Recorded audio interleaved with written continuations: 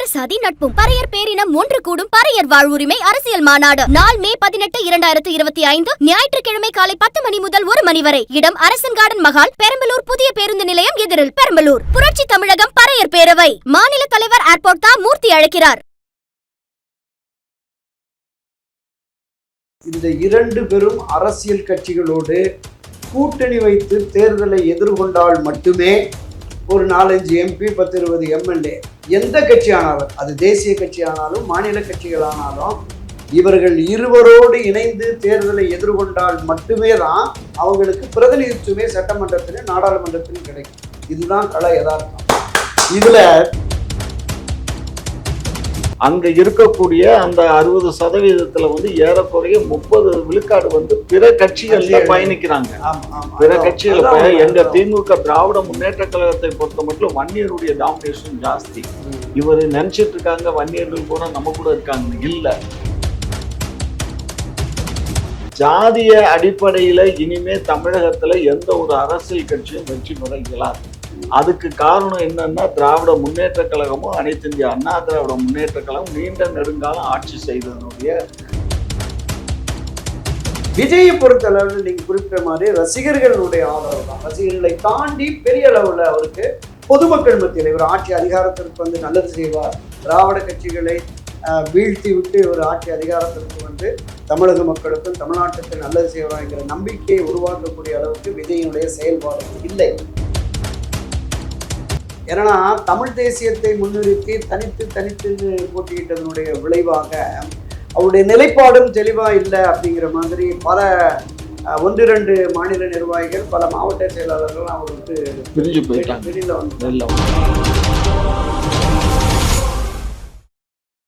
திராவிட முன்னேற்ற கழகம், அனைத்து இந்திய அண்ணா திராவிட முன்னேற்ற கழகம், இந்த இரண்டு பெரும் அரசியல் கட்சிகளோடு கூட்டணி வைத்து தேர்தலை எதிர்கொண்டால் மட்டுமே ஒரு 4-5 MP 10-20 MLA எந்த கட்சி ஆனாலும், அது தேசிய கட்சி ஆனாலும் மாநில கட்சிகள் ஆனாலும், இவர்கள் இருவரோடு இணைந்து தேர்தலை எதிர்கொண்டால் மட்டுமே தான் அவங்களுக்கு பிரதிநிதித்துவமே சட்டமன்றத்திலும் நாடாளுமன்றத்திலும் கிடைக்கும். இதுதான் கள யதார்த்தம். இதுல திராவிட முன்னேற்ற கழகத்தோடு இன்று அணி சேர்ந்திருக்கிற அரசியல் கட்சிகள் எல்லாமே பிரபலமானவை. அவர்களுடைய அதை வழிநடத்துகிற தலைவர்களுமே பிரபலமானவர்கள். அப்ப அந்த கூட்டணிக்கு தலைமை வைக்கிற திராவிட முன்னேற்ற கழகமே ஏறத்தாழ 6 முறை ஆட்சி கட்சியாக இருந்தது. அதற்கு ஒரு 75 ஆண்டு கால பாரம்பரியம் இருக்கிறது. அதே போல அனைத்து இந்திய அண்ணா திராவிட முன்னேற்ற கழகம் ஒரு 52-53 ஆண்டு கால பாரம்பரியம் இருக்கிறது. அவர்களுமே 6-7 முறை ஆட்சி கட்சியாக இருந்திருக்கிறார்கள். இன்றைக்கு இந்த அணி தவிர்த்து, இந்த 2 திராவிட முன்னேற்ற கழக அணி, அதிமுக அணி, இந்த இரண்டையும் தவிர்த்து நீங்க குறிப்பிடுகிற நடிகர் விஜய் ஆகட்டும், சீமான் ஆகட்டும், பாட்டாளி மக்கள் கட்சி ஆகட்டும், இந்த 3 கட்சிகள் இணைந்து தேமுதிக உட்பட ஒரு சில சிறிய கட்சிகளையும் இணைத்து தேர்தலை எதிர்கொண்டால் தமிழ்நாட்டு அரசியல்ல 3வது அணி ஒருபோதும் வெற்றி பெறுவதற்கு, ஆட்சி அதிகாரத்தில் வருவதற்கு சாத்தியமே இல்லை. இது சத்தியமான உண்மை. ஏன்னா நாம பார்த்தோம் 2016 மரியாதைக்குரிய கேப்டன் விஜயகாந்த் தலைமையில ஒரு அணி கூட்டணி அமைஞ்சது. 6 கட்சிகள் மக்கள் கூட்டணி, ஆமா மக்கள் நல கூட்டணி என்று அமைத்து, அதுல மரியாதைக்குரிய வைகோ அவர்கள் இருக்கிறார், GK வாசன் இருக்கார், விஜயகாந்த் தலைமையில CPI CPM 6 கட்சிகளுமே அப்பழுக்கற்ற தலைவர்கள்.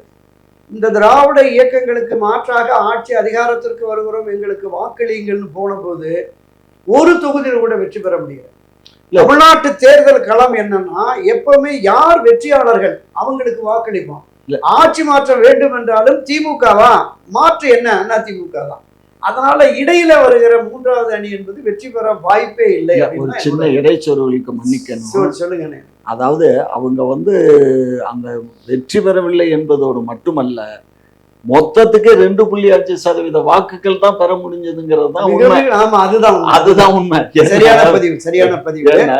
ஆமா. அப்ப இப்படிப்பட்ட நிலைப்பாட்டுல இந்த 2 அணிகளையும் தாண்டி 3வதாக அணி அமைத்தால் பாமகவோ அல்லது சீமானுடைய நாம் தமிழர் இயக்கமோ வெற்றி கழகமோ இதோடு இருக்கிற கட்சிகளுக்கு நான் குறிப்பிட்ட மாதிரி இண்டிவிஜுவல் தனிப்பட்ட செல்வாக்கால் ஒருத்தர் 2 பேர் வரலாம். எப்படி மரியாதைக்குரிய விஜயகாந்த் அவர்கள் முதல் தேர்தலில் அவர் மட்டுமே விருதாசலம் தொகுதியில் வெற்றி பெறுகிறார். அடுத்த தேர்தலில் அண்ணா திராவிட முன்னேற்ற கழகத்தோடு கூட்டணி அமைத்ததுனால 41 தொகுதிகள் கொடுத்தாங்க. கிட்டத்தட்ட 29 தொகுதிகளில் வெற்றி பெற்று பிரதான எதிர்கட்சியாக வருகிறார். அப்ப இதுதான் கள யதார்த்தம், தேர்தல் கள யதார்த்தம். 8%, 6%, 4% என்பதெல்லாம் வெற்றிக்கான சதவீத வாக்குகளே இல்லை. 45-42% மேல வெற்றி பெற்றால் மட்டுமே ஆட்சி அதிகாரத்திற்கு வர முடியும். அப்படி அத்தனை சதவீதம் வாக்குகளை பெறுவதற்கு திராவிட முன்னேற்ற கழக கூட்டணி அல்லது அண்ணா திராவிட முன்னேற்ற கழக கூட்டணி இந்த அரசியல் கட்சிகளால் மட்டுமே அந்த சதவீதத்தை எட்ட முடியும். அப்படி இருக்கிற சூழல்ல 8.2% சீமானுக்கு வந்தது, கட்சி பதிவாயிடுச்சு. ஏறத்தாழ அதிகபட்சமா தனித்து போட்டியிடுகிற போது ஒரு 6-6.5% தான் பாட்டாளி மக்கள் கட்சிக்கு. நீங்க நல்லா சொல்லியிருந்தீங்க. இந்த வன்னியர் சமுதாயம், வன்னியர் சங்கம் என்பதுதான் பாட்டாளி மக்கள் கட்சியாக மருவியது. அதை தாண்டி பொதுவெளிகளில் மக்கள் மத்தியில் மத்திய மண்டலம், தென் மாவட்டங்களில் பாட்டாளி மக்கள் கட்சிக்கு பிரதிநிதித்துவமே இல்லை. இந்த வட மாவட்டங்கள்லையும் மேற்கு மாவட்டங்கள்லையும் ஒரு கணிசமான வாக்குகள் இருக்கிறது. அதிலும் கூட பிரச்சனைகள் உருவாகி தமிழ் பாமகன்னு பேராசிரியர் தீரன் கொஞ்ச நாள் போனார். இப்போ தமிழக வெற்றி கழகம், தமிழக வாழ்வுரிமை கட்சி, வேல்முருகன் கொஞ்சம் இளைஞர்களோட அவரும் போயிட்டார். ஆக இந்த வன்னிய சமுதாயத்தை சேர்ந்த கிட்டத்தட்ட ஒரு 15-20-30% பேர் திமுக, அண்ணா திமுக, காங்கிரஸ்ன்னு இருக்காங்க. வன்னியர்களே தான் இருக்காங்க. அந்த பகுதியில் வன்னியர் இருக்காங்க. எனவே இந்த வன்னியர் சமுதாயத்தினுடைய தனிப்பட்ட வாக்குகளை வைத்து ஒருபோதும் பாட்டாளி மக்கள் கட்சி பெரிய அளவில் வெற்றியை பெற முடியாது. இல்ல, இப்போ ஒரு கூட்டணி வச்சு தான் அவருடைய மருமக ஐயாவுடைய மருமகள் திரு அன்புமணியுடைய துணைவியார் நின்றாங்க. எங்க தேர்தலில் நம்ம தர்மபுரியில வெற்றி பெற முடியல. அப்ப தர்மபுரியில ஒட்டுமொத்தமா எடுத்துக்கிட்டீங்கன்னா ஒரு 60 விழுக்காடு வன்னியர் சமுதாயம் தான் அங்க இருக்கு, போலாட்சி பண்ணுது. ஆனா அந்த 50%, 60% மக்கள்ல ஒரு 40% மக்கள் வாக்களிச்சிருந்தா வெற்றி பெற்றிருக்க முடியும். அதுல இருந்து நமக்கு என்ன பாடம் கற்பிக்க இயலுதுன்னா, அங்க இருக்கக்கூடிய அந்த 60%த்துல ஏறக்குறைய 30 விழுக்காடு பிற கட்சிகள்ல பயணிக்கிறாங்க. பிற கட்சிகள் எங்க திமுக திராவிட முன்னேற்ற கழகத்தை பொறுத்த மட்டும் வன்னியருடைய டாமினேஷன் ஜாஸ்தி. இவரு நினைச்சிட்டு இருக்காங்க வன்னியர்கள் பூரா நம்ம கூட இருக்காங்கன்னு. இல்ல, வன்னியர்கள்ல ஏறக்குறைய ஒரு 30-35 விழுக்காடு திராவிட முன்னேற்ற கழகத்துல இருக்காங்க. அதுக்கு தான் அவர் எத்தனை அமைச்சர்கள் கொடுத்துருக்காங்க. நீங்க வன்னிய அமைச்சர்களை பாருங்க, எவ்வளவு பேர் இருக்காங்க.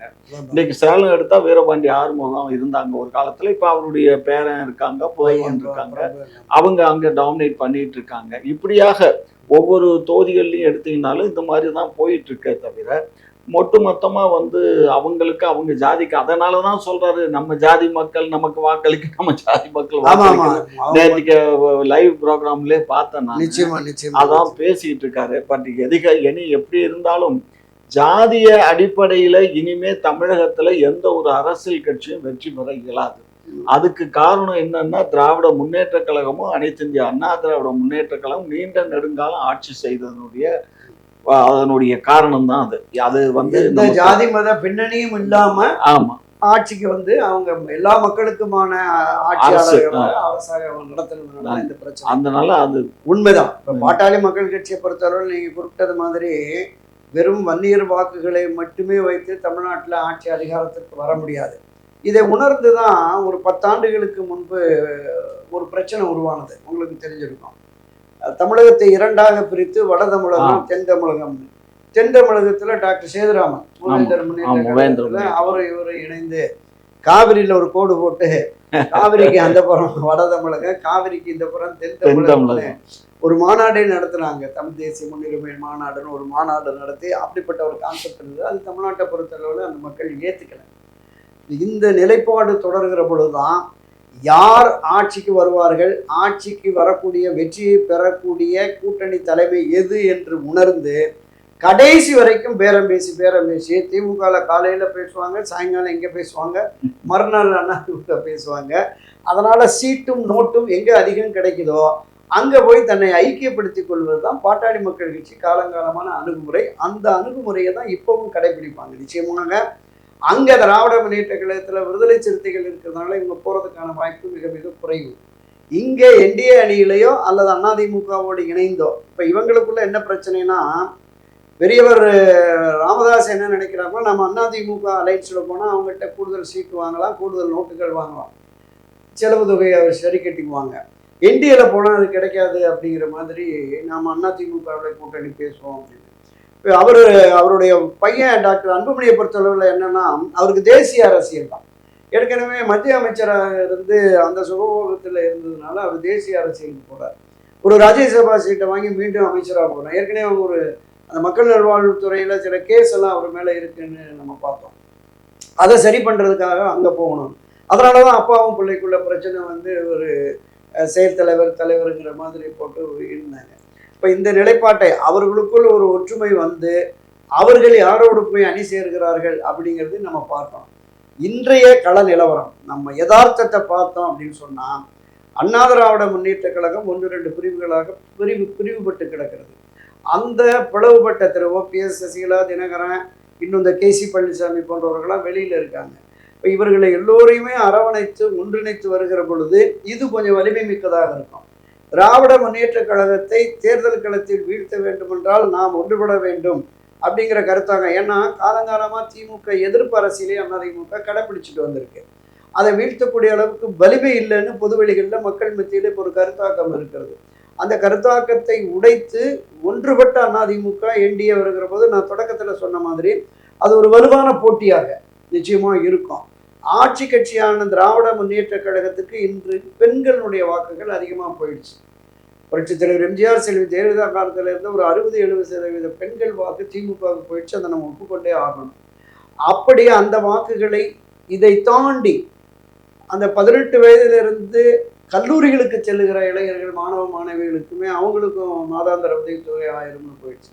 இப்போ எல்லா குடும்பங்கள்லையுமே திமுகவுடைய இந்த பங்களிப்பு என்பது திமுக சொல்லி பங்களிப்பு போயிடுச்சு. அப்போ இதை நீங்கள் தேர்தல் களத்தில் வீழ்த்தணும் என்றால் நீங்கள் அதை விடவும் வலுவான கூட்டணியை உருவாக்கி நீங்கள் உங்களுடைய அஜெண்டா என்ன அப்படிங்கிறதையும் மக்கள் மத்தியில் மக்களுக்கு நம்பிக்கை ஊட்டுகிற வகையில் பண்ணணும். இப்போ இதை தாண்டி நீங்கள் குறிப்பிட்ட அந்த 3 பேர் என்டிஏ அதிமுக அணிக்கு போகிறார்களா அல்லது இவர்கள் தனியாக ஒரு கூட்டணியை சீமான் தலைமையில் கட்டமைக்க போகிறார்களா அப்படிங்கிற மாதிரி நம்ம பேசிட்டு இருந்தோம். அப்படி வருகிற பொழுது நிச்சயமா அந்த 3வது அணி என்பது சாத்தியமில்லை. சீமான் ஒருவேளை அண்ணா திராவிட முன்னேற்ற கழகம் என்டிஏ அணியில் திரு விஜய் அவர்கள் தனியாக களம் கண்டால் மற்ற கூட்டணி அந்த பாட்டாளி மக்கள் கட்சி, சீமான் கட்சி எல்லாம் வருகிற பொழுது நிச்சயமா இது ஒரு வலுவான வலுவான எதிர்கட்சியாக அமைவதற்கு வாய்ப்பு இருக்கு. மக்கள் விரும்பினால் ஆட்சி மாற்றத்தை கொண்டு வருவதற்கு கூட வாய்ப்பு இருக்கு. மக்கள் விரும்பினால் முடியும். விஜயை பொறுத்த அளவில் நீங்க குறிப்பிட்ட மாதிரி ரசிகர்களுடைய ஆதரவு தான். ரசிகர்களை தாண்டி பெரிய அளவில் அவருக்கு பொதுமக்கள் மத்தியில் இவர் ஆட்சி அதிகாரத்திற்கு நல்லது செய்வார், திராவிட கட்சிகளை வீழ்த்தி விட்டு இவர் ஆட்சி அதிகாரத்திற்கு தமிழக மக்களுக்கும் தமிழ்நாட்டுக்கு நல்லது செய்வார்ங்கிற நம்பிக்கையை உருவாக்கக்கூடிய அளவுக்கு விஜயினுடைய செயல்பாடுகள் இல்லை. நீங்க குறிப்பிட்ட மாதிரி அவர் திரைப்படத்துறையில் அவருக்கு செல்வாக்கு. அவர் இந்த தமிழக வெற்றி கழகத்தை தொடங்காததற்கு முன்னாடி அவருக்குமே ரசிகர்கள் எல்லா கட்சிகள்லையும் இருந்தாங்க. காங்கிரஸ், கம்யூனிஸ்ட், அதிமுக எல்லா கட்சிகளுமே விஜய் ரசிகர்கள்னு ஒரு குரூப் இருப்பாங்க. அப்போ அவர் தமிழக வெற்றி கழகம் என்ற அரசியல் கட்சியை தொடங்கினோடனே தீவிர ரசிகர்கள் மட்டும் அங்கே போய் பொறுப்புகளை வாங்கிட்டாங்க. மற்ற ரசிகர்கள் நம்ம கட்சி இருக்குப்பா போயிடுவோம் அப்படின்னு ஒதுங்கிட்டாங்க. எனவே என்னுடைய கணிப்பு என்பது நான் பல பதிவுகளில் குறிப்பிட்டிருக்கேன். அதிகபட்சமான ஒரு 4-5% தனித்து நின்றால் அவரால் அதை நான் ஏற்றுக்கொள்கிறேன். நிச்சயம் என்னுடைய கணிப்பு இதுதான். 3-4% வாக்குகள் பெறுவதற்கு சான்சஸ் இருக்கு. அது வேற ஒன்றும் இருக்காது.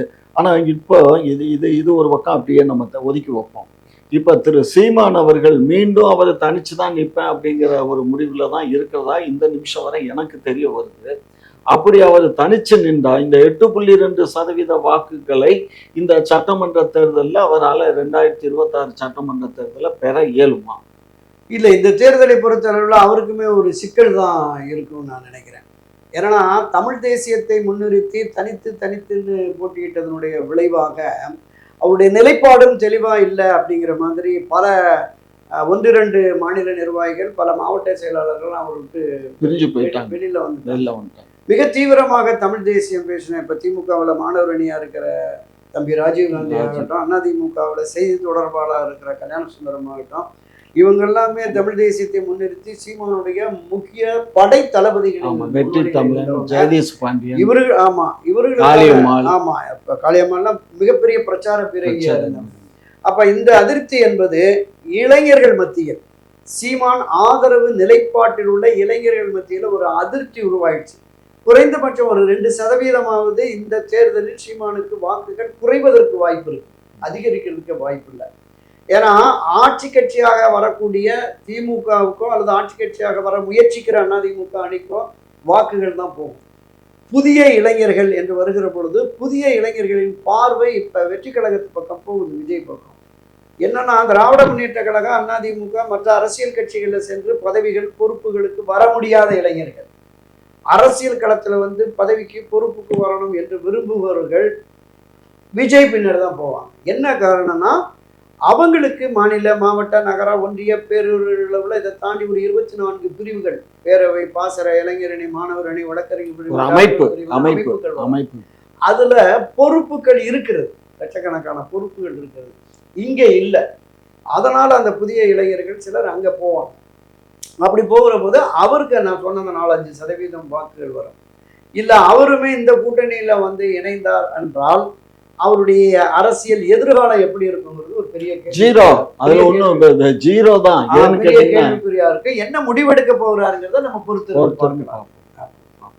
ஆனா இதே இதுல இப்போ பாத்தீங்கன்னா திராவிட முன்னேற்ற கழகம் தான் வெற்றி நோக்கி பயணிக்கிறோம், வெற்றி நமக்கு கிடைக்கும் அப்படிங்கிறதுனால மக்களை அவர்கள் மதிக்காமல் நடந்து கொள்வதாக சில அரசியல் கட்சிகள், சில ஊடகங்கள்லாம் செய்திகள் பரப்பப்படுது.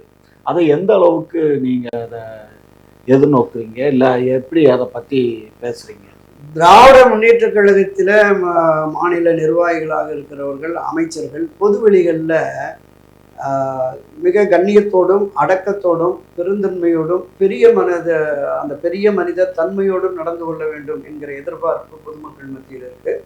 மரியாதைக்குரிய திமுக தலைவரும் முதலமைச்சருமான திரு மு க ஸ்டாலின் அடிக்கடி சொல்லுவார்ல, நான் தூங்கி எந்திரிச்சா என்ன பிரச்சனையை எந்த அமைச்சர் கொண்டு வருவாரோன்னு இருக்கேன், நான் தூக்கத்தை தொலைச்சிட்டு இருக்கேன் அப்படிங்கிற மாதிரி.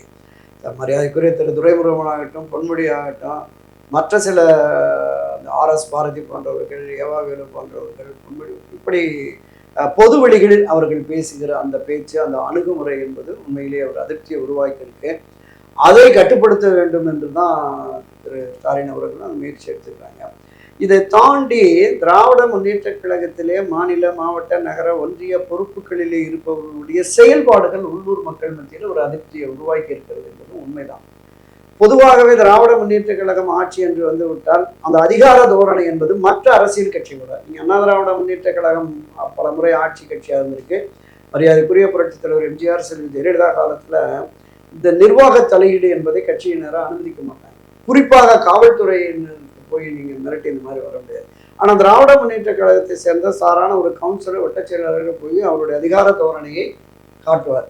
நம்ம பார்த்தோம், ஒரு பெண் எஸ்பி கிட்ட அவங்க தகாத முறையில் நடந்தது, யூனிஃபார்ம் போட்ட காவலர்கள், பெண் காவலர்கள் பண்ணது, பல பகுதி. ஒரு அமைச்சருடைய உதவியாளரே திருநெல்வேலியில் அந்த சார்ஜெண்ட் போக்குவரத்து துறை அதிகாரியை அடித்து தாக்கி அதை புகார் கொடுத்து புகாரெல்லாம் வாபஸ் வாங்கிட்டாங்க. இது மாதிரி பொதுவெளிகளில் திமுகவுக்கு எதிரான நிலைப்பாடு 1-2 இருக்கிறது. இந்த 1-2ஐ எதிர்கட்சிகள் நிச்சயமாக பயன்படுத்துவாங்க, யதார்த்தம் தான். அப்ப இந்த செயலை தவிர்க்க வேண்டும் என்பதுதான் திரு ஸ்டாலின் அவருடைய முன்முனைப்பாக இருக்கிறது. அது ஓரளவுக்கு கட்டுப்படுத்திட்டு வந்துட்டாரு அப்படின்னு தான் பார்க்குறோம். திரு பொன்முடி அவர்களை கட்சி பொறுப்புல இருந்து எடுத்தது, அதற்கு பிறகு அமைச்சரவையிலிருந்தும் வெளியில அனுப்பினது இருக்குல்ல, இந்த செயல்பாடு என்பது திமுக மத்தியில ஒரு பயத்தை உருவாக்கியிருக்கோம். இனி பொதுவெளிகள் நாம் மிகுந்த எச்சரிக்கையோடு செயல்பட வேண்டும் அப்படின்னாங்க. இன்னும் ஒரு ஆண்டே தேர்தல் இருக்கிறதுனால அவருமே மிகப்பெரிய அளவுள்ள இந்த வெற்றியை சாத்தியப்படுத்தணும் என்று இருக்கிற பொழுது திமுகவினரை முழுமையான கட்டுப்பாட்டில் திரு ஸ்டாலின் கொண்டு வந்து விடுவார் அப்படின்னு நான் இப்போ இது ஒரு பக்கம். இப்போ எதிர்கட்சியாக இருக்கக்கூடிய திரு எடப்பாடியார் பழனிசாமி அவர்கள் அவருடைய போக்கு தன்னிச்சையான போக்கா இருக்கு அப்படின்னு சொல்லி அவங்களுடைய 2ஆம் கட்ட தலைவர்களாக அந்த கட்சியில் பயணிப்பவர்களே இப்போ விமர்சனம் பண்ண ஆரம்பிச்சிட்டாங்க. காரணம் என்னன்னா, இப்போ ஓபிஎஸ்ஐயோ அல்லது தினகரனையோ அல்லது சசிகலாவையோ அல்லது கேபி நம்ம மிஸ்டர் பழனிசாமி அவர்களையோ இவர்களையெல்லாம் இணைத்து ஒரே இதாக கொண்டுட்டு வரணுங்கிற அந்த எண்ணம் அவர்கிட்ட இல்லை. என்னை நம்பி நீங்க இருங்க, இப்படி பேச ஆரம்பிச்சிட்டாராம். இப்போ என்னை நம்பி கட்சியை வலுப்படுத்த நீங்க எல்லாம் ஒத்துழைப்பு கொடுத்தா இருங்க, இல்லையா நீங்களும் அவங்களோட போங்க அப்படிங்கிற மாதிரி ஒரு, அதாவது எடுத்தோம் கவிழ்த்தோங்கிற தோனியில பேசுறதாக கேள்விப்பட்டேன். இதுல தினகரனுக்கு வந்து ஒரு ஏற்கனவே நாடாளுமன்ற தேர்தலில் 2ஆம் கட்டம் வந்ததெல்லாம் உண்டு. இப்ப நம்மளுடைய தேனி தொகுதியை பொறுத்த மட்டும் அவரு நின்ற போது அவருக்கு 2ஆம் இடம் கிடைச்சிருக்கு. அதை வந்து நம்ம இப்ப இவருக்கு 3ஆம் இடமும் இவரு டெபாசிட்டும் போன காலகட்டத்துல அப்படி இருக்கும்போது அவருக்கு வந்து அந்த முக்குளத்தோருடைய வாக்கு சதவீதம் வந்து அவங்க கையில போயிடுது. முக்குளத்தோர் வந்து அதிகமா இருக்கிறது வந்து அது எம்ஜிஆர் காலத்துல முதல்ல வந்து அந்த நம்ம திண்டுக்கல் தொகுதியில வந்து ஒரு முக்குளத்தோரை நிப்பாட்டினாரு. அந்த முக்குளத்தோரை நிப்பாட்டினதுல இருந்து முக்குளத்தோர் அதிகமா அந்த கட்சிக்கு போக ஆரம்பிச்சாங்க. ஏற்கனவே திமுகல தான் இருந்தாங்க, பயணிச்சாங்க முக்குளத்தோர். அப்போ வந்து ஃபார்வர்ட் பிளாக்னு ஒரு அமைப்பு இருந்தது. மூக்க தேவர் அது அந்த அந்த அமைப்பினுடைய தலைவராக இருந்தாங்க. அவருக்கு சசிவர்ண தேவர், அப்புறம் இன்னும் நிறைய பெருமாள், அருப்புக்கோட்டை பெருமாள், நம்ம ஒரு எம்எல்ஏவா இருந்தாரு, நம்ம சேடப்பட்டி தொகுதி எம்எல்ஏ கந்தசாமி. இந்த மாதிரி ஒரு பெரிய குரூப் இருந்தது. பரமத்தேவர் இந்த மாதிரி ஆட்கள்லாம் இருந்தாங்க. அவங்க வந்து தனியா தான் வந்து நல்லா ஞாபகம் இருக்கு பாருங்க, 72 தேர்தலில் வந்து அந்த ஒரு 15 தொகுதிகளை கொடுத்து அந்த 15 சீட்டை அவங்க ஜெயிச்சு வந்தாங்க. முக்குளத்தோர் மூக்கியா தேவர் அவர் நாடாளுமன்றத்துக்கு போனாரு, மற்றவங்கலாம் ஜெயிச்சு வந்தாங்க. அப்ப ஜெயிச்சு வரும்போது கூட அவங்களுக்கு ஒரு எம்எல்சி கொடுத்தாங்க. அது அவரு எம்எல்சி யாரு கொடுத்தாங்க, நம்ம இவருக்கு தான் கொடுத்தாங்க, நம்ம ராஜு அவர் கண்ணை பிரஸ் வச்சு நடத்திட்டு இருந்த அவருக்கு தான் வந்து எம்எல்சியை கொடுத்தாங்க. ஸோ எதுக்கு சொல்ல வரேன்னா, அந்த முக்குளத்தோர் கட்டமைப்பை ஒரு தனி அமைப்பா வச்சு அதை வந்து கூட்டணியில திமுக கலைஞர் வந்து அவங்கள கட்டுக்கோப்போட வச்சுக்கிட்டு இருந்தாரு. அதுக்கப்புறம் மூக்கியா தேவர் டெத்துக்கு அப்புறம் அது சிதறண்டு போச்சு. அதுக்கப்புறம் அதிமுக ஆதரவுல ஒரு உசிலம்பட்டியில பாண்டியம்மான்னு ஒரு அம்மா ஜெயிச்சாங்க. அதுக்கப்புறம் இன்னொருத்தர் ஜெயிச்சாரு. இந்த மாதிரி போய் இப்ப அந்த கட்சி வந்து இல்லாத அளவுக்கு மாதிரி உருவாகி அந்த முக்குளத்தோர்லாம் பறந்து எல்லா கட்சிகள்லையும் போய் பயணிக்கிற மாதிரி ஒரு சூழ்நிலையில இப்ப தினகரன் ஆரம்பிச்ச உடனே மேக்சிமம் அவங்க எல்லாமே வந்து தினகரன் பக்கம் போயிட்டாங்க. ஏன்னா அவர் மறுபடியும் அதை தட்டி எழுப்பிட்டார். இப்ப தஞ்சாவூர், நாகப்பட்டினம், புதுக்கோட்டை அந்த ஏரியா ஃபுல்லா இருக்க தேனி, திருச்சி, தேனி இந்த ஏரியா ஃபுல்லா வந்து அவங்க டாமினேஷன் இருக்கு. இவர் போனார்னா இவர் பின்னாடி 100 கார் போகுது. அப்ப இன்னைக்கு இருக்கக்கூடிய எடப்பாடி போனார்னா அவரு பின்னாடி 100 கார் போகல, ஆனா இப்ப இவருக்கு போகுது, தினகரனுக்கு போகுது. அப்ப அந்த அளவுக்கு அந்த முக்குளத்தோரை வந்து வளர்த்து வச்சிருக்காங்க. அப்ப கவுண்டர்கள் ஓட்டை மட்டும் வச்சு அவரு வெற்றி பெற இனிமே இயலாது. ஏன்னா அதுக்கு காரணம் இவரு தினகரனும் சசிகலாவும் ஓபிஎஸ் இவங்க எல்லாம் அதுல இருக்கும்போது தான். இப்ப அவர் என்ன சொல்றாரு, செல்லூர் ராஜையும் இன்னொரு தம்பி 2 பேர்த்தையும் வச்சுக்கிட்டு இருக்காங்க. இது வந்து அவங்களுக்கு வந்து அங்க அந்த மக்கள் செல்வாக்கு இல்லை, கட்சி செல்வாக்கு. எம்ஜிஆருடைய செல்வாக்கு, ஜெயலலிதாவுடைய செல்வாக்குல தான் அவங்க ஜெயிச்சிருக்காங்களே தவிர மற்றபடி வந்து தேவரினங்கிறதுல ஜெயிக்கல. அப்ப தேவரின மக்கள் வந்து இன்னைக்கு யாருக்கு சப்போர்ட்டிவா இருக்காங்கன்னா, ஒண்ணு திமுகவுக்கு இருக்காங்க, 2வது யாருக்கு சப்போர்ட்டிவா இருக்காங்கன்னா தினகரன் தான் இருக்காங்க. தினகரன் அண்ட் திமுக மெஜாரிட்டி தினகரன், கொஞ்சம் மைனாரிட்டியா வந்து திமுகல இருக்காங்க. இது வந்து தான் உள்ள நிலைமை. அப்ப வெறும் இவரு வந்து அவருடைய சொந்தக்காரவங்களை வந்து கவுண்டர்களை மாத்திரம் முன்னிறுத்துறாரு. காரணம் என்னன்னா, அவருடைய அரசியலுக்கு பொருளாதார வசதி பண்ணி கொடுப்பாங்க. ஏன்னா நாடாளுமன்ற தேர்தல் அப்படித்தானே ஆச்சு. அந்த மாதிரி இருந்தாக்க எப்படி இவரு வந்து இந்த தேர்தலில் என்னதான் பாரதிய ஜனதா கட்சியை கூட்டணியில வச்சிருந்தாலும் கூட பாட்டாளி மக்கள் அங்க போகலைன்னா எதிர்கட்சி வரிசையில கூட வர்றதுக்கு இயலாது. அப்படி எதிர்கட்சியில வரணும்னு சொன்னா இவங்க பாட்டாளி மக்கள் போனா தான் வர இயலுமே தவிர பாட்டாளி மக்கள் அங்க போலைன்னா வர இயலாது. இது என்னுடைய ஸ்டாட்டிஸ்டிக்ஸ், அவ்வளவுதான். ஏன்னா நீங்க தான் அந்த அரசியல் வித்தகராச்ச, நீங்க அதை பத்தி என்ன நினைக்கிறீங்க?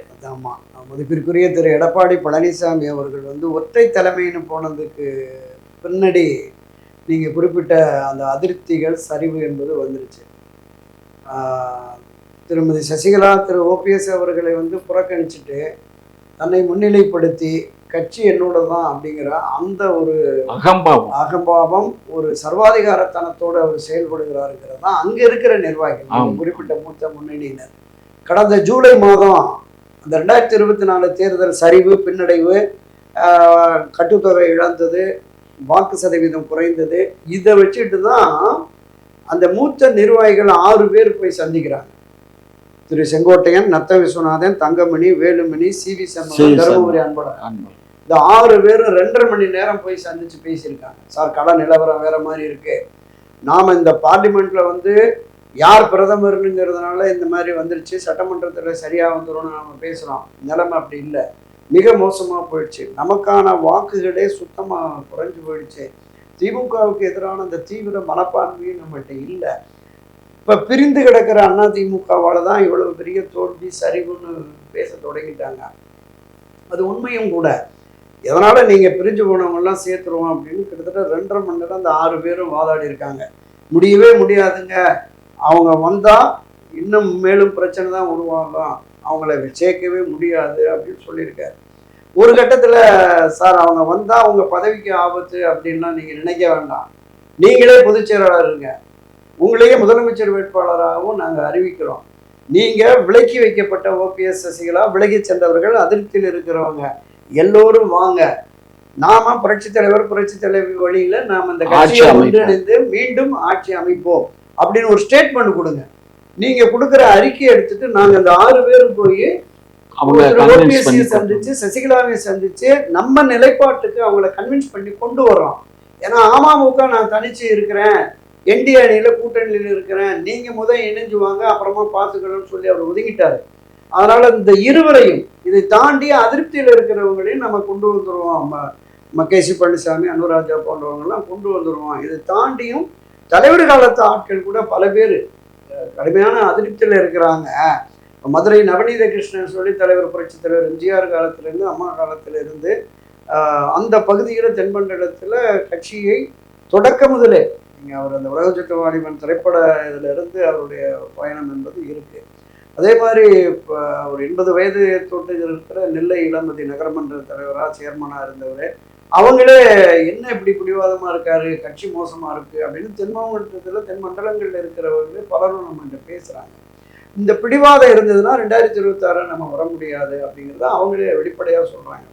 ஐயா சொன்ன மாதிரி குறைந்தபட்சம் அந்த மத்திய மண்டலம், டெல்டா மாவட்டங்கள், அந்த பக்கம் திருச்சி, திண்டுக்கல், தேனி, விருதுநகர், தென்காசி, திருநெல்வேலி, கன்னியாகுமரி, இந்த பகுதியில் இருக்கிற முக்குளத்தோர், இந்த முக்குளத்தோரை தாண்டியும் எம்பிசி இருக்காங்கல்ல, சிறுபான்மை, அவங்க இந்த 10.5% கடந்த தேர்தலில் எடப்பாடி சொன்னதுனால எடப்பாடி மீதான கடுமையான அதிருப்தி தான் அதிமுக தோல்விக்கு மிகப்பெரிய காரணம் அப்படிங்கிற மாதிரி தென் மாவட்டங்கள்ல அவங்களுமே இன்னும் அந்த எதிர் மனநிலையில அந்த முக்குளத்தோர் தான் அந்த எம்பிசியில இருக்கிற மற்ற சமுதாயத்தினர், இப்ப 118 சமூகத்துல இவங்களுக்கு ஒருத்தருக்கு தான் கொடுத்தாரு 117 சமுதாயம் 9.5 அவங்களுக்கு போயிடுச்சு.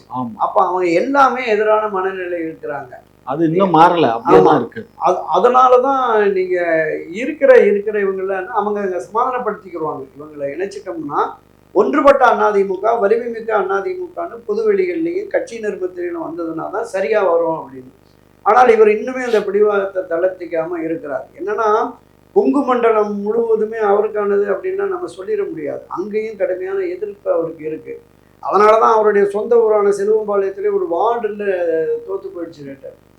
ஒரு வார்டு எலெக்ஷன்ல கூட அவருடைய அதிமுக வேட்பாளர் வெற்றி பெற முடியாத ஒரு நிலை இருக்கிறது.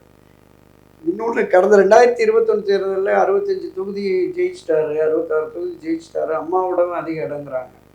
நீங்கள் அந்த கொங்கு மண்டலத்தோட 47 தொகுதி நம்ம எடுத்து பார்த்தோம்னா 1977 இருந்து 77, 80, 84, 87 தொடர்ந்து அதிமுக 52 தொகுதி வெற்றி பெற்றிருக்கு. கடந்த 2016 செல்வி ஜெயலலிதா 2011 2016 வெற்றி பெற்றா 51 தொகுதிகள் அந்த கொங்கு மண்டலம். மிச்சம் உள்ள 14 தொகுதி தான் எடப்பாடியால வெற்றி அப்படின்னு நம்ம பார்க்கணும். அவருக்கு பெரிய அளவுல அங்க செல்வாக்கு என்பது அந்த சமுதாயத்தில் இருக்கிற இவரோடு தொழில் கூட்டுல இருக்கிற மற்றபடி கீழே இருக்கிற யாரும் வெள்ளாள சமுதாயத்தினரும் கொங்கு கவுண்டர் சமுதாயத்தினரும் ஆதரவு நிலைப்பாட்டில்.